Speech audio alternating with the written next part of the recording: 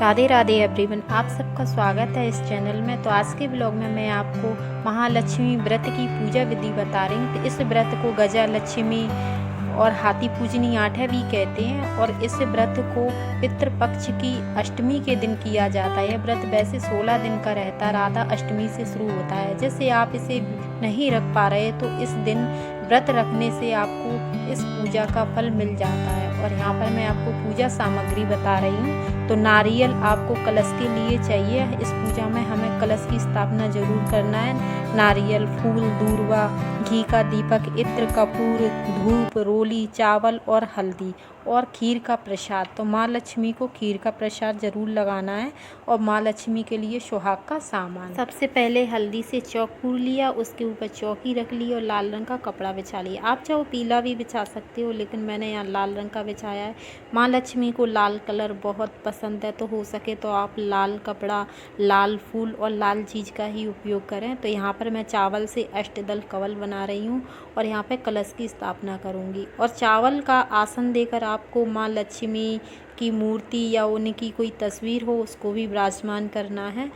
तो यहाँ पर कलश ले लिया है, कलश में मैंने जल भर लिया, उस पर स्वास्तिक बना लिया है। अब इसमें हल्दी की गांठ, सुपारी, फूल, दूर्वा और 1 रुपया, रोली, चावल सब कलश में छोड़ दूंगी और इसके ऊपर मैं एक चावल की कटोरी रख दूंगी। और आपको अशोक या आम के पत्ते लगाने हैं। पत्ते आप चाहो 5, 7, 11 ऐसे लगा सकते हो। तो मैंने यहाँ पे 5 पत्ते लिए हैं और रोली की टुपकी लगा दी है उस पर। अब मैं यहाँ पर हाथी को विराजमान करूँगी। तो हाथी इस व्रत को महालक्ष्मी हाथी पूजनी आठा इसलिए कहते हैं क्योंकि माँ लक्ष्मी हाथी की पूजा की जाती है। हाथी और लक्ष्मी जी की पूजा की जाती है, उसी पे विराजमान रहती है माँ लक्ष्मी।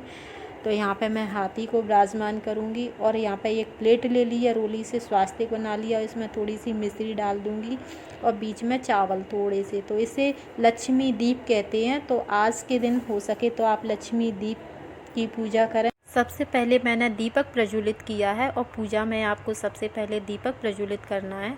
फिर मैं यहाँ पर भाव रूपी स्नान कराऊंगी। तो मैंने एक लोटे में जल ले लिया है और दूर्वा। तो इस पूजा में दूर्वा का विशेष महत्व है, तो आप दूर्वा ज़रूर लें।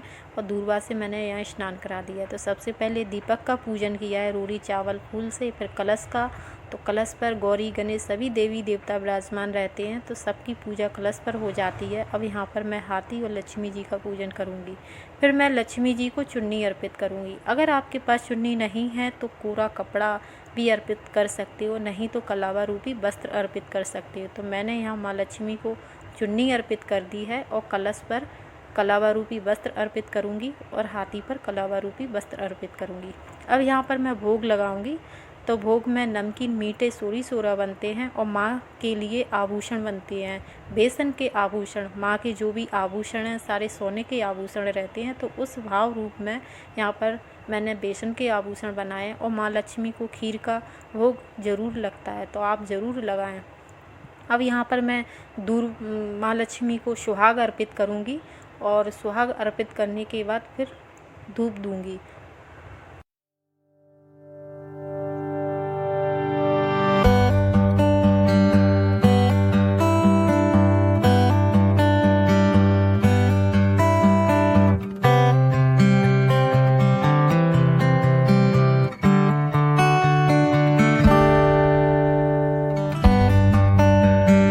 अगर आपने माँ लक्ष्मी जी की 16 दिन तक व्रत पूजन नहीं किया तो आज के दिन पूजा करने से 16 दिन की पूजा का फल प्राप्त होता है। तो आज के दिन पूजा आप अवश्य करें और पूजा करने के बाद आप खाना भी खा सकते हैं। तो यहाँ पर मैं हवन कर रही हूँ। हवन में जो मीठे सोरी सोरा बनाए हैं उनसे करूँगी। हवन करने के बाद मैं आरती करूँगी और आरती करने के बाद जल से अर्घा दे दूँगी। तो यहाँ पर मैंने अर्घा दे दिया है।